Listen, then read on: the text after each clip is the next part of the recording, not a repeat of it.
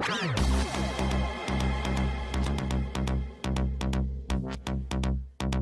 kind of people are we?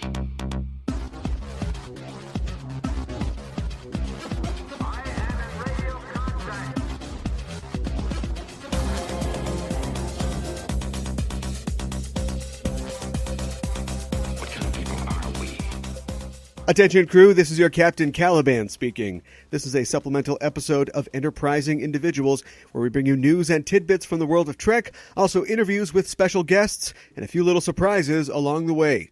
Last week on the show, I talked with comics writer Kevin Church about the Enterprise incident, an episode of the original series that sees Captain Kirk go undercover as a Romulan and Mr. Spock in the role of honey trap for the Romulan commander, all in the service of getting the Federation's hands on the Romulans' cloaking device. Which, really, they could have saved themselves some time. It's just Nomad's head glued to Sargon's globe. The prop budget on Season 3 was a bit limited, although Nomad and Sargon teaming up would be a pretty good plot for a tie-in novel, if anybody wants to take a shot at that. The episode depicts our heroes acting in some decidedly dishonest ways.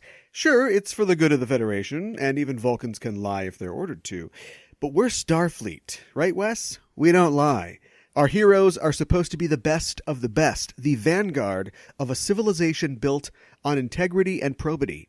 So where does that leave entities like Starfleet Intelligence and Section 31, who do the dirty deeds that keep the lights on in the city on the hill?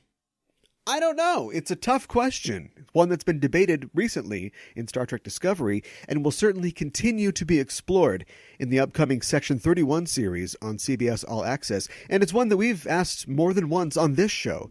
The morality of espionage, good people doing bad things, and whether they can live with it.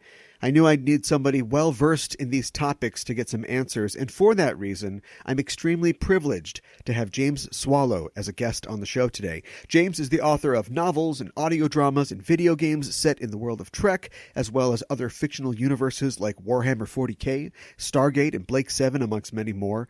He's the author of the latest Star Trek Discovery tie-in novel, Fear Itself, and he provided the stories for 2 Kraken episodes of Star Trek Voyager. His new series of espionage thrillers, the Mark Dane series, follows an MI6 analyst as he is thrust into the gritty life-and-death world of international espionage and anti-terrorism in a post-9/11 world. The 4th book in the Mark Dane series, Shadow, comes out on May 30th. I talked with James about his work on Star Trek, on helping to shape the character of Saru and other elements of Discovery, writing spy novels in a post-Cold War world, and reinventing himself as a spy thriller novelist.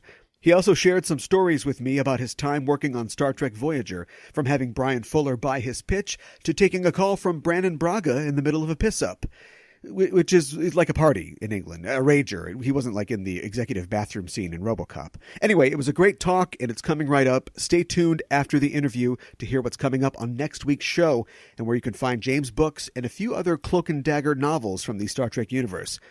The kumquat is in the pickle barrel. Repeat, the kumquat is in the pickle barrel. And while we're waiting for the transmission of the correct countersign, let's get underway.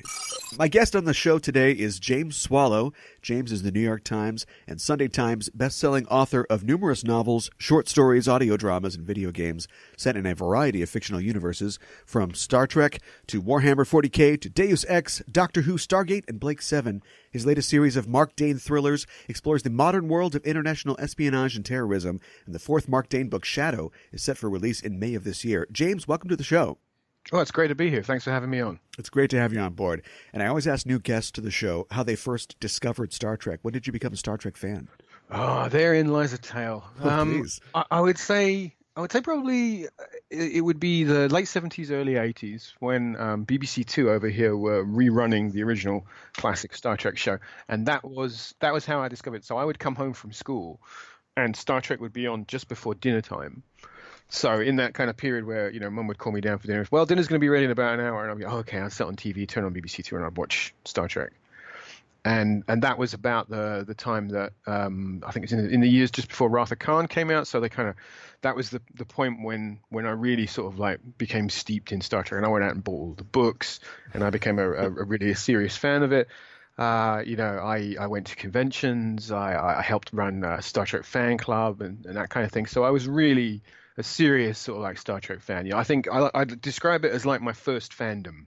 You know, a lot of people will have the thing that got them into kind of geekery, and I think Star Trek definitely fulfills that role for me.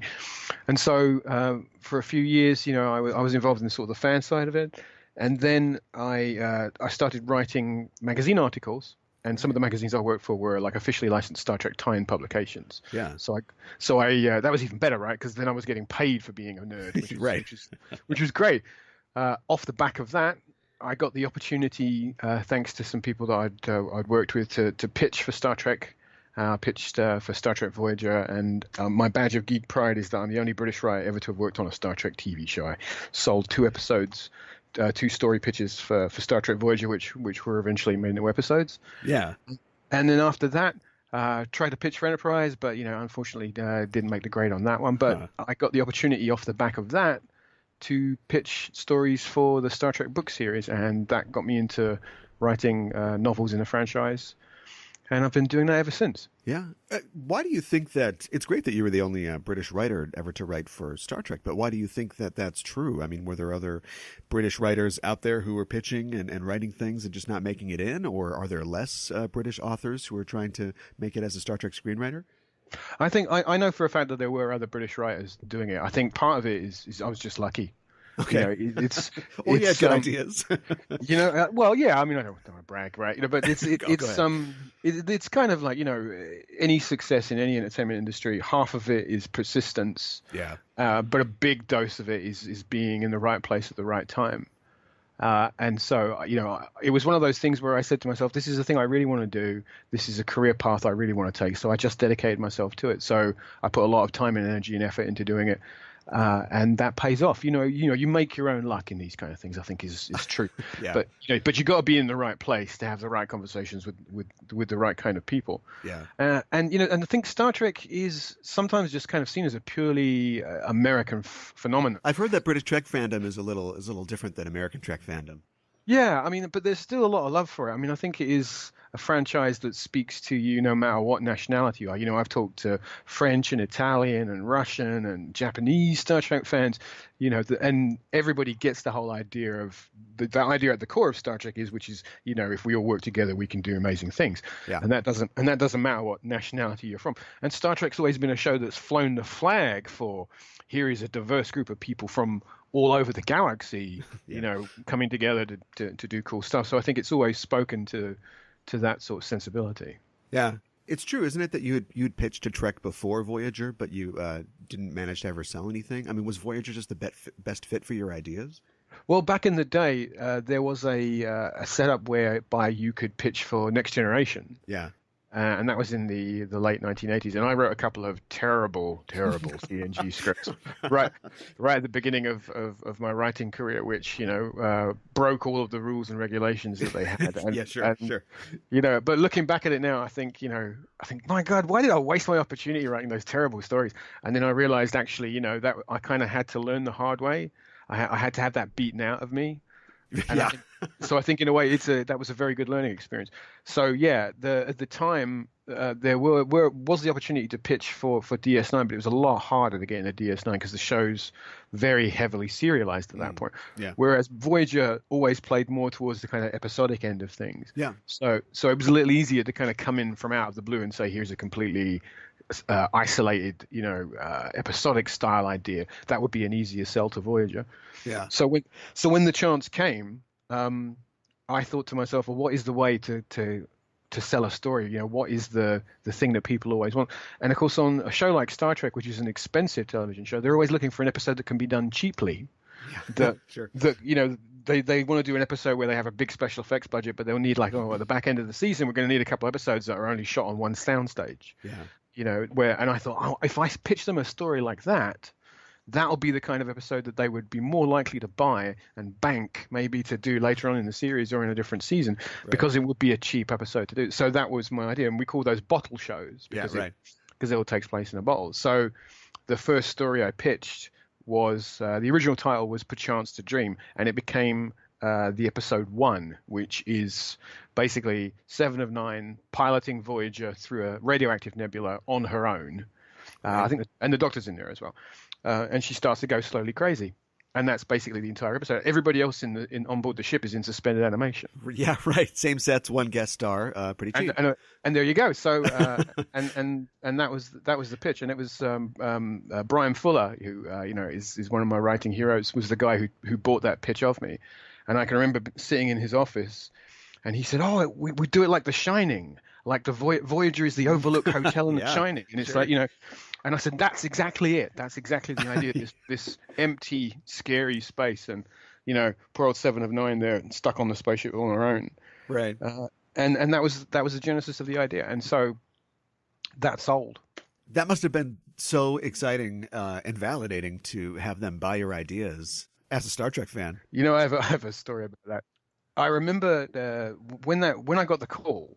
The lady by the name of Leah Farjo, who was Star Trek script coordinator, and she had become a good friend of mine. She was the person who basically helped me get into this. I always say she kind of opened the back door to Star Trek and looked the other way while I snuck in.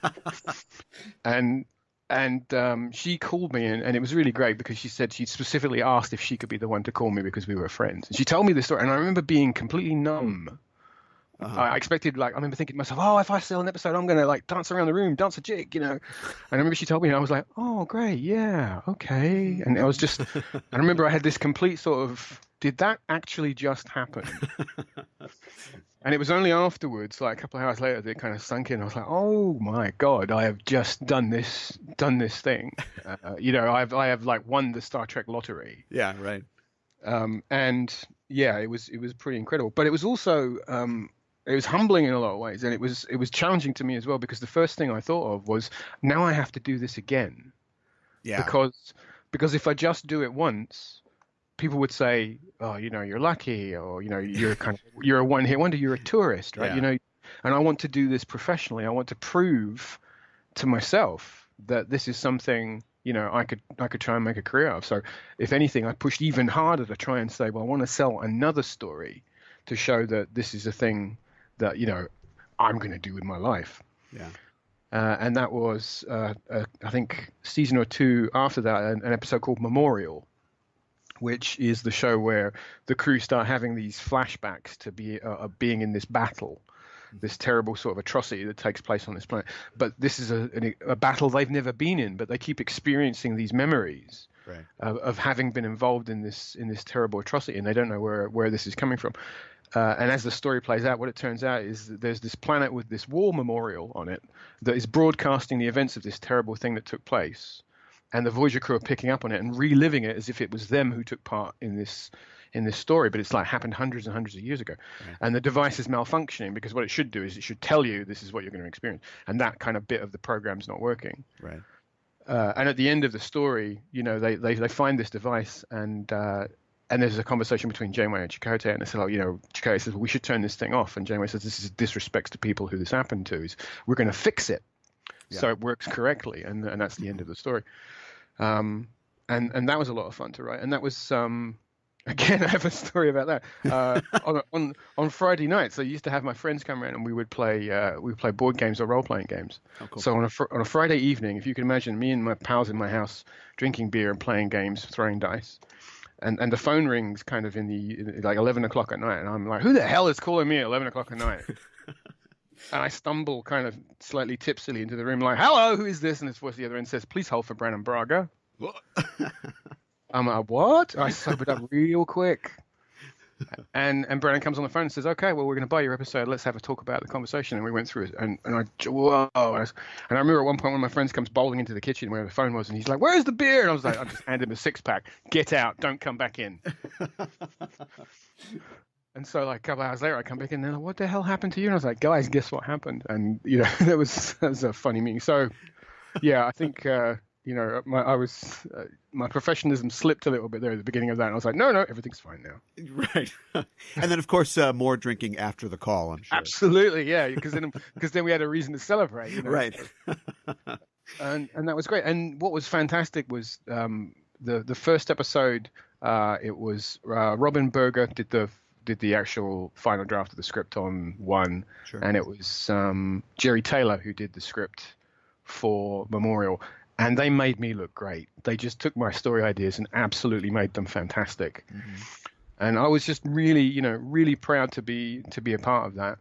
And as a Star Trek fan, and even with the ongoing stuff I've done with the novels, one of the great things about writing in this universe is because it's something that's given me so much joy and so much fun over the years, to be able to kind of add a little piece to that great kind of crazy quilt that is Star Trek is really great. I feel kind of all of that watching Star Trek's been worth it after all these years, Yeah, I can imagine. And writing for Doctor Who and, just even like Dread or Blake Seven. I was talking with Una McCormick on the show last year, and we were talking about her growing up watching Blake Seven. And now she's writing audio dramas and like putting words in Paul Darrow's mouth, and she has to just pinch herself sometimes. Yeah, much love to my colleague Una. She's great. She and I are like the flying the flag as the kind of the two Brit Star Trek writers. So we do a lot of conventions. We've got a whole double act kind of thing going now, which works really well. Yeah, it's very true that the thing about being a fan of genre stuff is quite often you're kind of a passive consumer of it, but you can't be. I think you can't be a fan of this stuff without asking yourself, well, I wonder what would happen if this story played out this way, or if this character did this thing. Yeah. And being a writer of time fiction allows you to do that and get paid for it, which is, that's a pretty good job. It's a plus. Both One and Memorial are darker stories, and they both feature the crew experiencing delusions and questioning what's real and what isn't, and ultimately becoming very paranoid and affected by their experiences. Is that something that you particularly enjoy having in your work, putting characters through the ringer and having them wonder what's happening to them? Oh, absolutely. Yeah. I always have said that I think good drama is when you put a character in a box and then shake the box. Well, there you go.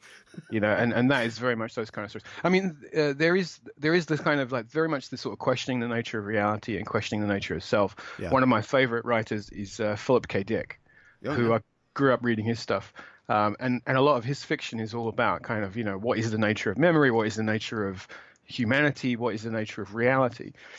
And those are big, proper, heavyweight science fiction ideas, and I think it's always fun to sort of play with those and question the boundaries of stories. When I was trying to come up with an idea originally for Voyager, I went back to all the Star Trek episodes that I'd loved the most, and I tried to kind of dismantle them and think, okay, why does this episode really appeal to me? What is the thing about it that I like, that I want to emulate in a Star Trek medium? And one of the shows I came back to was a Brannon Braga episode from TNG, Frame of Mind. Oh, yeah. Which if you remember is the one where, Riker wakes up in a mental institution. Yeah, right. And there's this whole sort of subtext about this play that he's being involved in. And I love that story. It's so cool. I mean, we all know that, of course, it's true. He isn't delusional, but there are points in the episode where, you kind of see him starting to question his own sort of sanity. And I think that's really interesting to play with the character and push them to those places. I like stories where the heroes come out kind of at the end bloody but unbowed. Yeah. Because I think that I like stories where heroes earn it. I always feel like if you got these kind of Teflon sort of like flawless heroes who just kind of swan their way through a story and they come out the other end, and it's kind of cool to watch them, be cool. But I always think, you didn't really earn that victory. And I like stories where characters have to work at it a little bit. Yeah, I do as well. You've written more than a few novels in the Trek universe, and you've written for various eras of Trek. Do you have a favorite Trek series or a favorite Trek era to write for? I think in terms of like being a fan, classic Trek has to be like my favorite era, because that's the first one I came to. And that's the one I have, like, I think the most fondness for. Classic, the original series. Yeah, original series. Yeah, I always call it classic. Yeah, because I mean, like 30 years ago, TNG's kind of classic now too. Yeah, I guess so. But to me, a lot of people just say like, oh, TOS, but I always think of it as classic Trek. Sure. So, and because that's the show that I grew up with, and that kind of bold, brassy, brightly coloured Star Trek to me is, with the ideas worn on its sleeve, that it has these larger than life kind of mythological stories, these allegories and parables. That to me is Star Trek at its core. Yeah. Having said that, I like all the shows. I don't think there's any Star Trek. There's maybe a couple of the movies I'm not a big fan of, but there's no Star Trek that I would go, I don't want to watch this. Yeah. If I turn on TV and there's like any particular Star Trek, even Spock's brain or like Threshold from Voyager, right? Right. The episodes that aren't that great, I'd be like, oh, I guess I'd probably watch this. I think of it as like the family of shows, for want of a better term. Each one of them is like a different cousin that you have a fondness for, but they're funny or great to hang out with for a completely different reason. Yeah. Is there any corner of the Trek universe that you haven't got a chance to write yet, but you'd like to? Oh yeah, absolutely. I haven't been able to tell a story in the Enterprise era. Oh, okay. And I'd like to do that just to be able to kind of like collect the set. Yeah.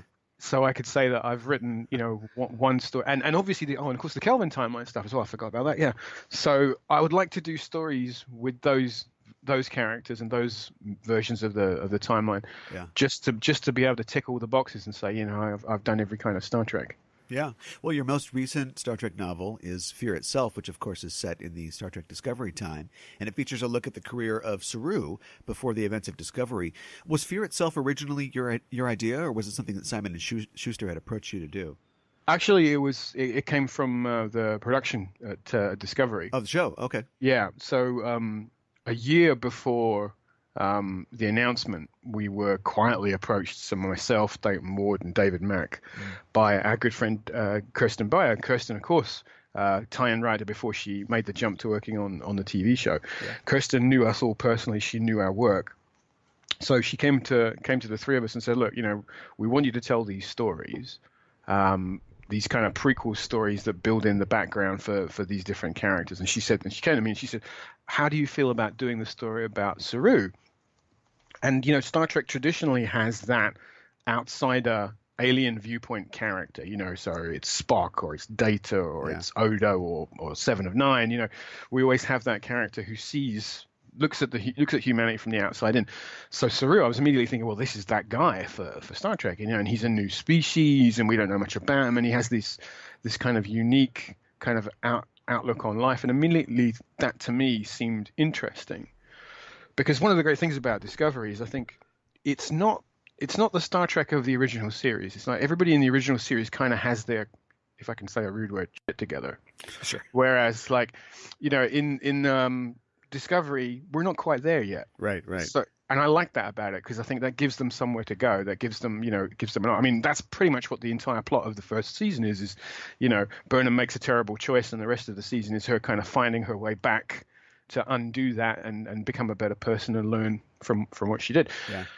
And so the opportunity to tell that kind of story about Saru, who is this really interesting, but this character with this deep personal flaw that marbles everything about him. That's really fascinating because a lot of Star Trek is not about characters who are flawed, because a lot of Star Trek characters are quite good at what they do and are quite together. Right. So the idea about writing about somebody who was, really being constantly challenged, not just by external forces, but also by this internal issue he's got, that he's carrying this great weight of this kind of personal anxiety about everything going on around him. That was a lot of fun to kind of get in there because it's got such great sort of energy for character. Yeah, right. I heard you say in an interview that your experience working on a Discovery tie-in was completely different than your tie-in work in the past, just because you've had like unprecedented access to input and material from the producers and the writers of Discovery, and that even you and the other Disco novel authors have originated some of the material that's made its way on screen.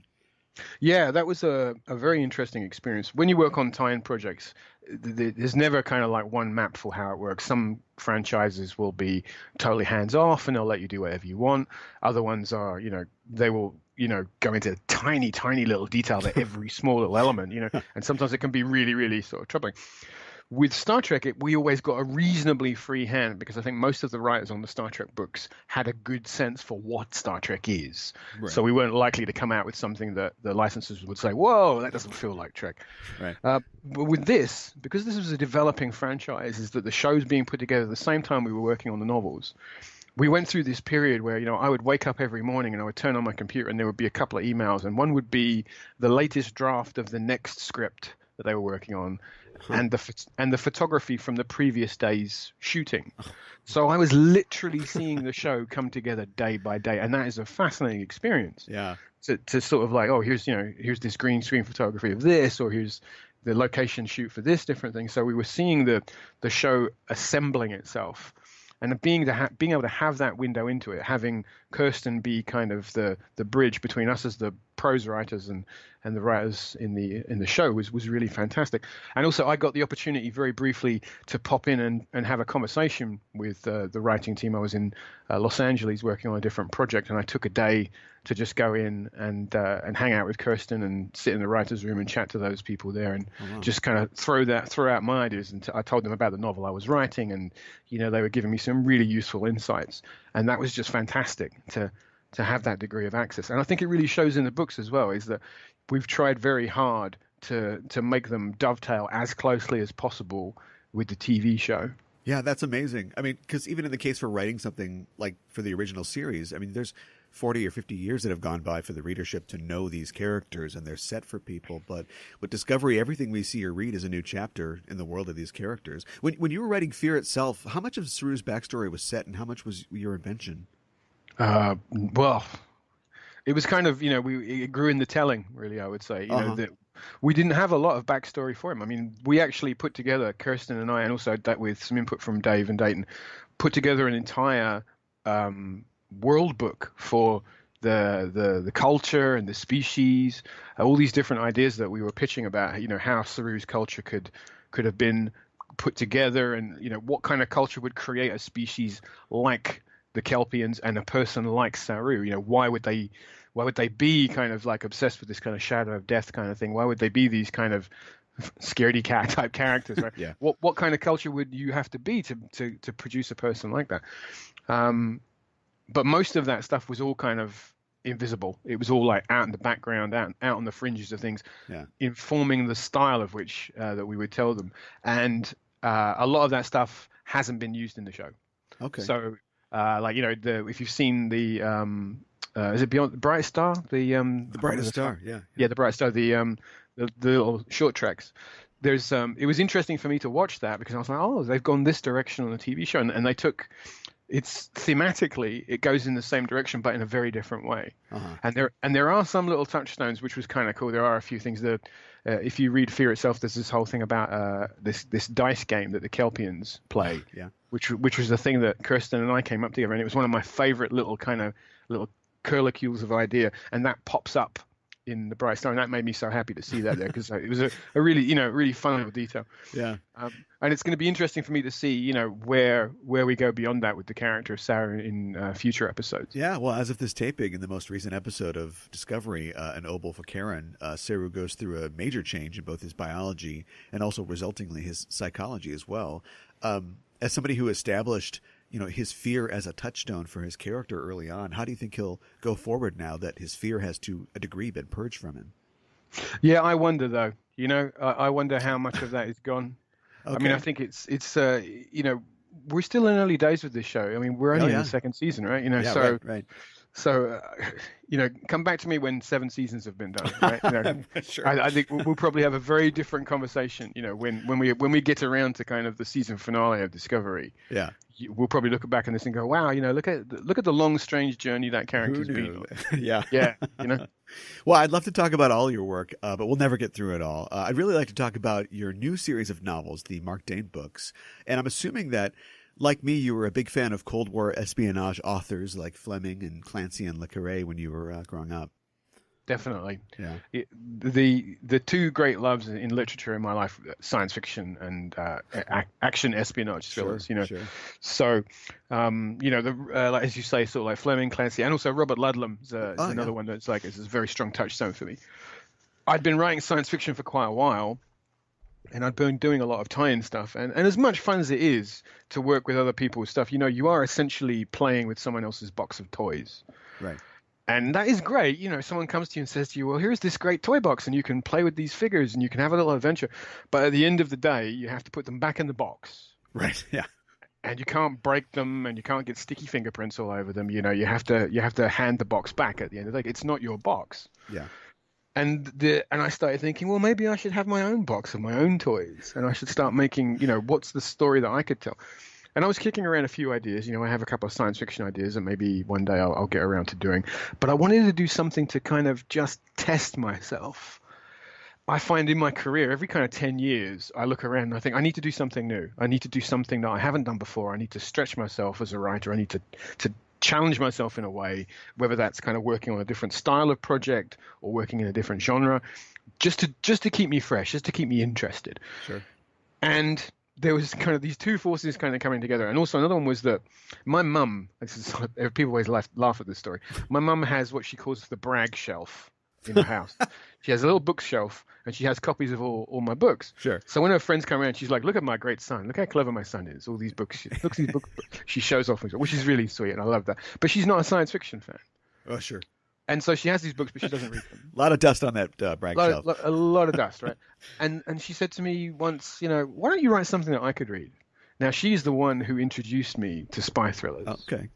So I thought, that's not a bad idea. Why not write a book that my mum would like? Yeah. Because let's face it, the ladies are the biggest book buying audience in the world. If you can get the female reader on your side, you're guaranteed to have a decent commercial success. So it wasn't all kind of like noble thoughts behind that. But I thought, let's do that. Let's write something in a different genre. Let's write something in the modern world where I don't have the get-outs that I would have with science fiction, where I have to write something that feels like it's happening in the real world. Yeah. And the more I thought about it, the more I thought, I want to go back to the thrillers that I was reading in the 70s and the 80s and the early 90s when I was growing up, the kind of airport action thrillers, big blockbuster beach read type books. Right. High octane, high speed, low drag. That's the kind of thing I thought about. Yeah. And that point I made earlier about, bulletproof Teflon heroes. I want to write about somebody who isn't like that. Sure. Because so many spy heroes, I always say, like, I use what I call the 3 JBs. If you think of James Bond, Jack Bauer, Jason Bourne. Right. Most spy heroes fall into one of those kind of 3 categories. Yeah. And although they all have a very different approach to the way they do their thing, you never look at them and think, well, he's not going to get out of that. Right. Because they're so competent at what they do in their different ways. There's never a moment where you think, oh, that person's going to end up, crushed and destroyed. They're going to get through this. And I wanted to write about a hero who maybe isn't the fastest guy with the gun. He's not the toughest guy in the room. And once I had that idea, all these things kind of started to accrete, and I realized what kind of story I wanted to tell, which is about a guy like me as a writer who was working outside of his comfort zone, who's pushed into doing stuff that he doesn't really want to do. Yeah. But has to sort of like take on this challenge. And that was the genesis of the idea of the character of Mark Dane, who is he's the guy in the van. That's a stereotype you always see in these movies, right? Yeah. Where there's the guy who's the door kicker and the trigger puller, right? Who is going into the room and beating up the bad guys and rescuing people. And there's the guy in the van going, okay, you need to go through this door and let me hack that computer for you. Right. And immediately I thought, well, what if that guy has to do the other guy's job, is forced into a situation where he has to be the guy who's on the front line, at the sharp end of things. Yeah. And that was the genesis of these ideas. And that became Nomad, my first book in the series. Yeah. You've talked about before how when you initially approached publishers with these real world thriller novels, they were reluctant to take them because you were sort of perceived as a sci-fi fantasy guy. Did you have to refine your approach in trying to get them published, or was it a question of just persisting and letting the work speak for itself? It's a little bit of both. I spent like a year in the wilderness just after I'd finished the book. I mean, I spent like maybe 2.5 years writing the book because I was the first one I was writing it and around doing other projects. Because obviously when you're writing a tie-in novel, someone gives you a contract, you write it, and there's money on the table right there. But when you're coming up with something completely new, you have to write the entire book before you even get the opportunity to. Maybe you might even be able to sell it. Yeah. And even then you don't know. So after I'd assembled the whole book, I was going to agents and publishers, and I just couldn't get arrested. Nobody was interested. And it was quite, I have to be honest, towards the end of it, it was quite a depressing sort of situation to be in, is that I thought, as somebody with my level of experience, I thought, surely I'll be able to kind of get an audience with some of these people, but actually no. I would get people say like, well, you're a sci-fi guy. Why are you writing a novel about spies and hackers and stuff like that? Why aren't you doing a book about, ray guns and spaceships? And I said, well, I've kind of done that. And I guess I could, but I don't want to. And at the time, there was a movement towards these kind of, I say intersectional, these kind of cross-genre thrillers where it would be like, it's a crime novel, but he's a ghost. Right, yeah. You know, Pride and Prejudice and zombies, right? Yeah, there you go. It's exactly like that. So yeah, it's a romance novel, but the girl is actually from another dimension. You know, it's that kind of thing. Sure. And so they were saying to me, why don't you add some sort of science fictional elements? And famously, I remember saying to this guy, I should have him like find the lost city of Atlantis halfway through the story. And he's like, yeah, that's it. And I remember there was this one moment that this sticks with my mind, is that I was talking to an editor, and he said to me, why don't you put like some fantastical elements into this spy thriller? You know, make it like set it in the future, or put some sort of like urban fantasy elements in it. And I said, are you telling me if I make my lead character a werewolf, you'd buy this novel? And without even a second's hesitation, the guy's like, yeah, absolutely. Well, absolutely. He said, like, yeah, dude, Jason Bourne is a werewolf. If you do that novel, right? Right. And I remember on the train going home, this little voice in my head going, well, maybe I could make him a werewolf. The Bourne lycanthropy. Yeah, the Bourne lycanthropy. There you go. This is the title, right? So, and I was staring out the window, and I thought, maybe I could do that. And then I was like, snap out of it. And I thought, and you know what made me think about it is I thought, what if I do that and it's a huge hit, and then I'm writing werewolf secret agent novels for the rest of my life? Yeah. And that's not the book. That's not the book I want to write. Yeah. I'm sure somebody could do that and do a really great job of it, but I thought that's not the novel I want to write. Yeah. So I stuck to my guns, and it became, like you said, I just dedicated myself to, I'm either going to sell this, it's going to stand or fall on what it is. Sure. And it's great that you did. With the fall of the Soviet Union, espionage writers might have thought that they were out of a job, what with the end of history and all. But of course, like Kirk says in The Undiscovered Country, we haven't run out of history just yet. Is it a totally different proposition writing an espionage thriller now in the mise-en-scène of the post 9/11, post WikiLeaks world? Or is it just a case of same day, different bad guys? It's a bit of a mixture of the two. Some of those sort of like good old bad old days are all still sort of bubbling away out there, and it's funny. Here we are, sort of looking down the barrel of Cold War II. This time it's personal, right? Right. But now it's a different sort of situation. The idea that we were used to the idea of the Cold War being this thing that kind of thunders unseen above our heads, that nation states moving pieces on a chessboard, right. And us as the in the 80s and the 90s, us as the kind of poor innocent people who might end up getting atomized in nuclear fire because someone upsets the wrong person. Right. But now we're in a completely different kind of Cold War, which is this sort of like weaponized cyber Cold War. Yeah. And that stuff trickles down to all of us, and suddenly all of us are we're involved in this fight with people talking about, like, weaponizing Facebook and social media to cause people to make, follow sort of particular political leanings and these kind of things. Suddenly that becomes a very, very different stew of intrigue. Yeah. High tech, and very fast moving. And that, to me, as somebody who's a bit of a tech nerd, is fascinating. Yeah. And I think it's a very interesting place to be right now to write this kind of stuff. Mm-hmm. Is we have some of the very sort of like old themes of espionage thrillers, but being expressed through the lens of something completely new. Yeah. So it's I think in a way it's everything old is new again, but it's also virgin territory as well, because we haven't had these kind of stories before. Yeah, it puts me in the mind of the world of Deus Ex, which of course you helped write on the reboot for, seeing the same sort of things play out, but now it's with like cyber terrorism and cyberspace and bionic limbs and that sort of thing. Yeah, I remember when we were working on the Deus Ex Human Revolution, one of the first jobs I had was to write up a timeline from... Okay. At that point I think it was 2008 when I started working on it, to write up a chronological timeline from that period to 2027, which is the year the game is set. Yeah. So we were, the further we got away from the present day, we were kind of putting in sort of like different ideas. I mean, one of my favorite ones was the idea of Canada becoming the dominant power in North America, yeah, on the North American continent, and Canada treating America the way that America treats Mexico. Okay. And just doing kind of throwing in sort of like crazy stuff like that.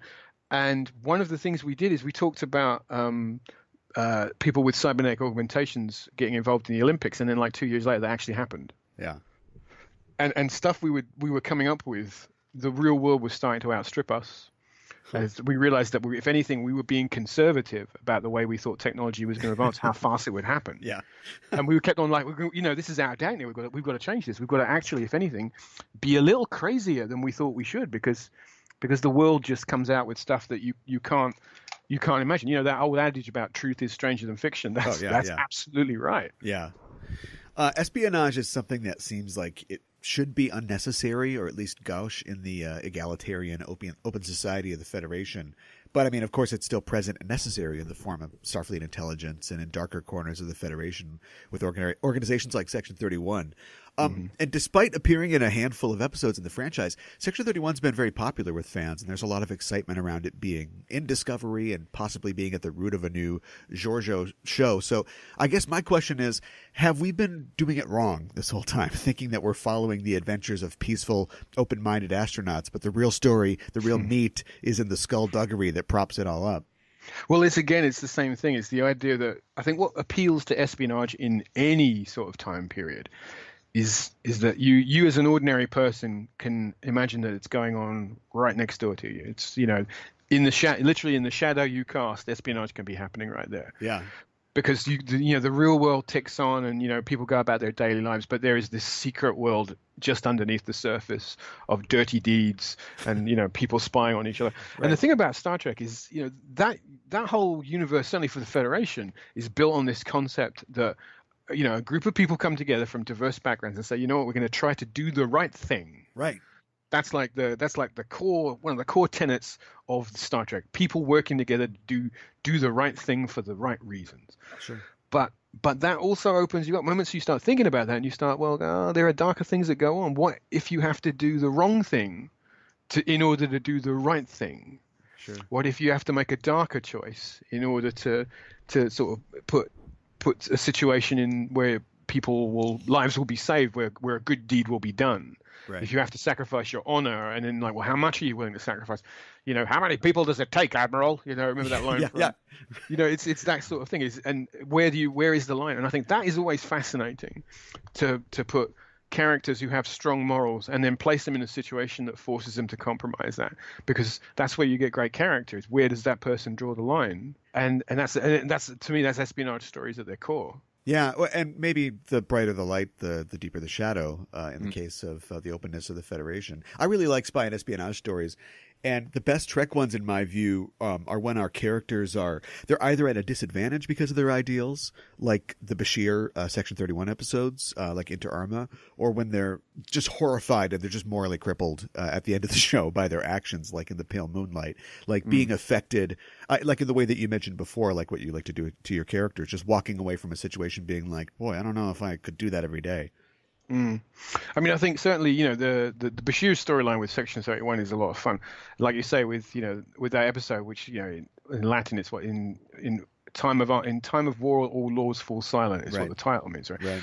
And that's comes from this thing that Cicero wrote, but it's talking about when you suspend laws to do dirty deeds when it's wartime. You say, well, it's wartime, we'll get away with this kind of stuff. Yeah. And we see that in the real world all the time. And so you place that in a Star Trek context, especially in DS9, where it's in the middle of that context of the Dominion War. And in The Pale Moonlight is I think a brilliant exemplar of that. We see Sisko has made this terrible choice in order to do it for a greater good, but he's done something really, really bad. And the other episode, and this episode with Bashir is kind of him going through the same sort of thing. He does get a bit of a pass at the end, to be honest. I mean, I think he had a lot to do with bad stuff happening, and he kind of walks away from it a little bit. But we do see the sort of seeds planted in that episode, but with Sloane and Section 31, that does eventually kind of come out in later episodes in the same season. We see is it Tacking Into the Wind and Extreme Measures. We see Bashir and his comrades basically doing Section 31 type stuff. Yeah. To Section 31, right, and saying, well, if we have to fight fire with fire. We have to do morally dubious stuff in order to deal with these guys. But it's for a greater good. Yeah, and I love the fact that it's not even just to win the war. It's they have to. It's like using, like you said, fire with fire, or using chemotherapy on cancer, like doing something horrible to sort of eradicate what they see as this thing in their perfect society that just shouldn't be there. Like suddenly it's okay. They're doing something bad, but if we do it bad back to them, that's fine. There's a phrase that I would always talk about Kirk's kind of exemplar phrases. You can always imagine Shatner standing there going, "What gives you the right?" Right, right. How many times have you seen that on Star Trek? Hands out. Kirk, Yeah. Kirk walks into a situation. What gives you the right to do this bad thing that you're doing? And when we see our heroes do that, it's fun to have that reflected back on them. What gives you the right? Yeah. To make this choice is, why do you have unquestioned moral authority and somebody else doesn't?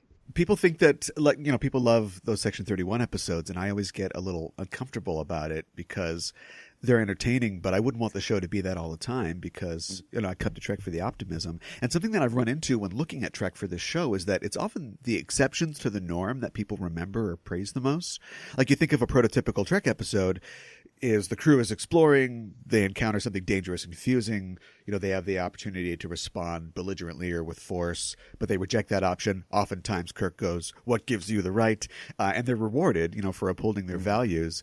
But almost all the lists of the best Trek episodes seem to contain, war stories like Yesterday's Enterprise, the Best of Both Worlds, episodes like Pale Moonlight, the Mirror Universe episodes of Enterprise. Like, do people just need an antidote to all that optimism sometimes?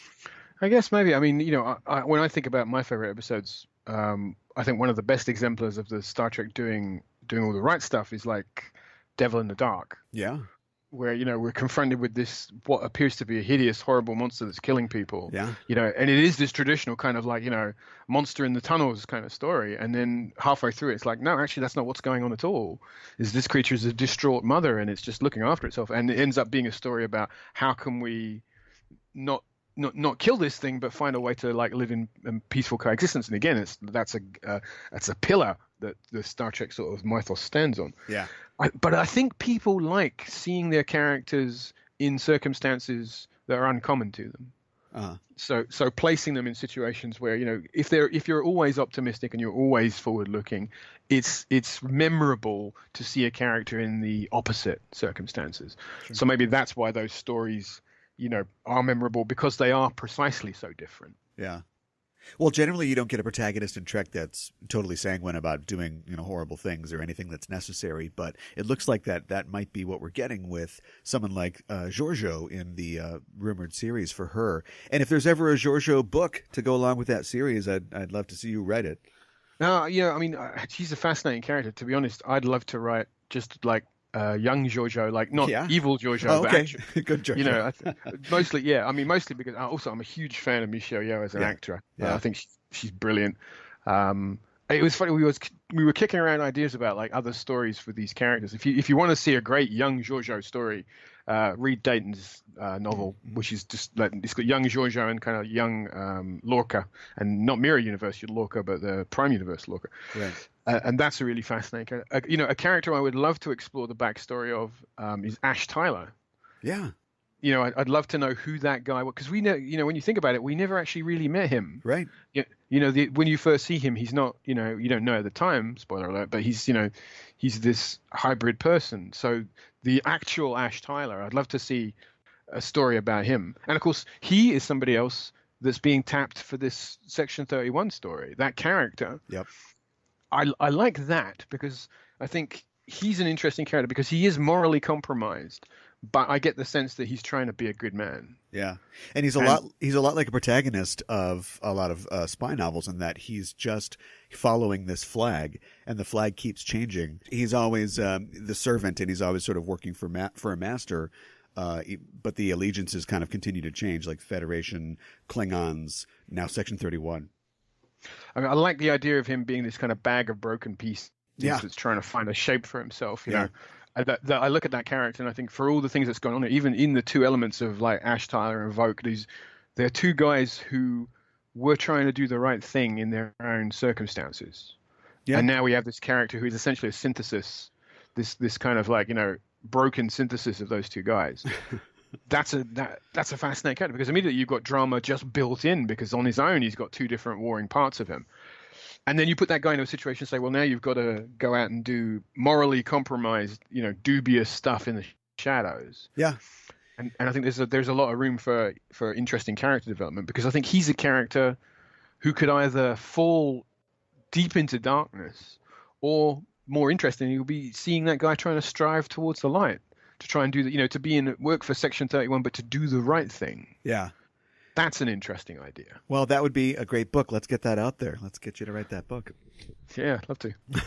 You've got a great blog at jamesswallow@blogspot.com, and you posted after the new year a list of all the media that you consumed, books, films, games. And I know you're a prolific and busy author. How do you find time to work and read and watch and play all the media you do?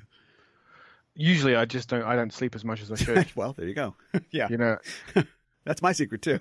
I'm a fast reader, so I'm often consuming just books all the time, and I feel like because I'm somebody who works in media, it behooves me to kind of just see what's cool, and see what people like.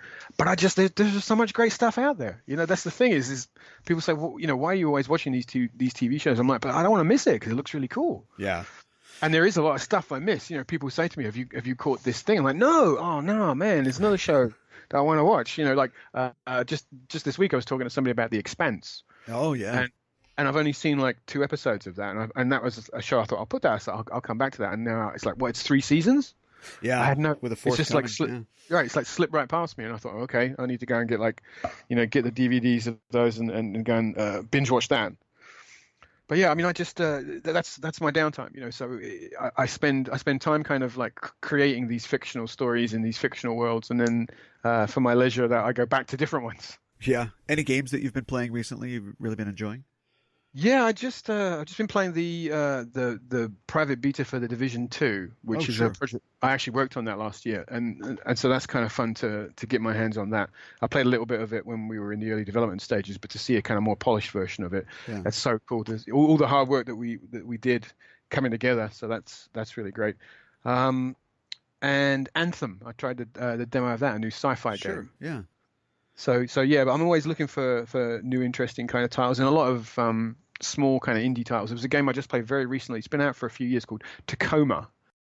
Someone had recommended it to me, and it's this sort of kind of sci-fi, almost like a kind of crime thriller. It's an investigative thriller where you go to a space station where everybody on board has suffered this terrible accident, right? And you're kind of like almost like an insurance investigator. You've got to find out what went on.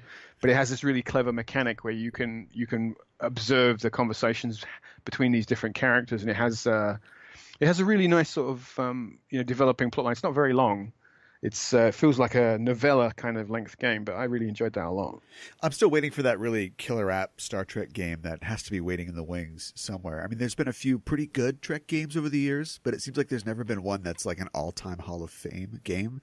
As both a Trek author and somebody who's written for games and been nominated for a BAFTA for his game work, what do you think stands in the way of there being a really good Trek game? Like, what's necessary to make a really great Trek game?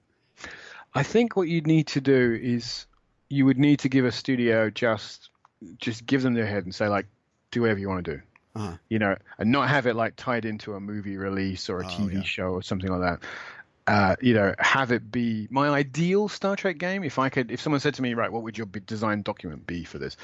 I would create something that feels like Skyrim for Star Trek. Okay.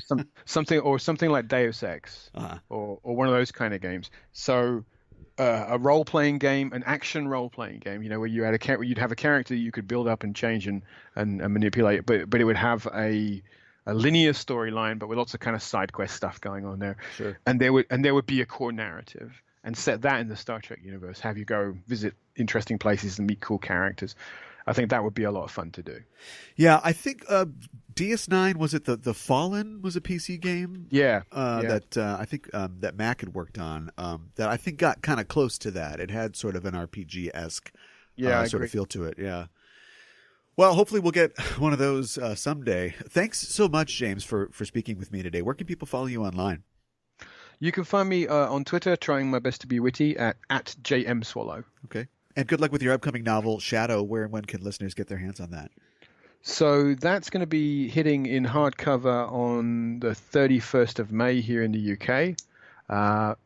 In the US, my second Mark Dane novel, Exile, I think is going to be out in March. And that's on hardcover or paperback? The US one is in hardcover, yeah. And also like digital too, yeah. Yeah, sure. Well, thanks again. Oh, my pleasure.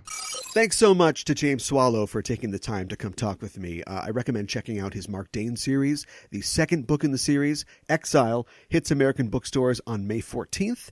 Also, the fourth book, Shadow, comes out on May 30th across the pond and on Amazon. I'll leave you some links in the show notes so you can pre-order those. Also, if you don't have it yet, you should definitely pick up his Star Trek Discovery novel, Fear Itself, or any of the preceding Disco novels by authors that you've heard on this very show.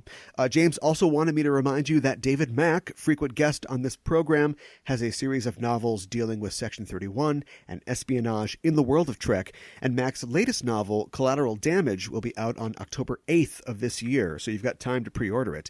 Links to all of those great books will be in the show notes. Those links will take you to Amazon.com, and it's there where you can purchase the Mark Dane novels, Star Trek Disco books, and many other Trek Blu-rays, novels, merchandise, what have you. When you get to Amazon, by clicking through our links or through our Amazon banner at enterprisingindividuals.com, a percentage of your transaction comes back to us at no extra cost to you and helps keep the Warp Core lit here. And this counts for anything. It's not just Star Trek stuff.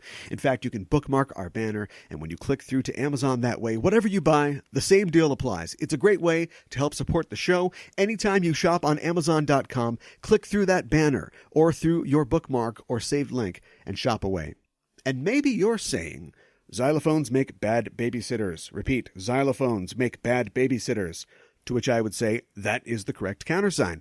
Meet me on the bridge at 12. But I'd also say that if you like what you hear on Enterprising Individuals and you want to support the show, why not head to our Patreon page at patreon.com/EISTpod. It's there that you can sign up to be a crew member for the show for a small monthly amount, and you can get access to exclusive subscriber content like live shows, DS9 rewatch recaps, Star Trek Voyager recaps, and more for just $12 a year. If you join at the $5 level, you get Live Gach, our series of extended interviews from show guests containing off-topic discussions and outtakes. Coming up this Saturday on Live Gach is a continuation of my interview with author David R. George III.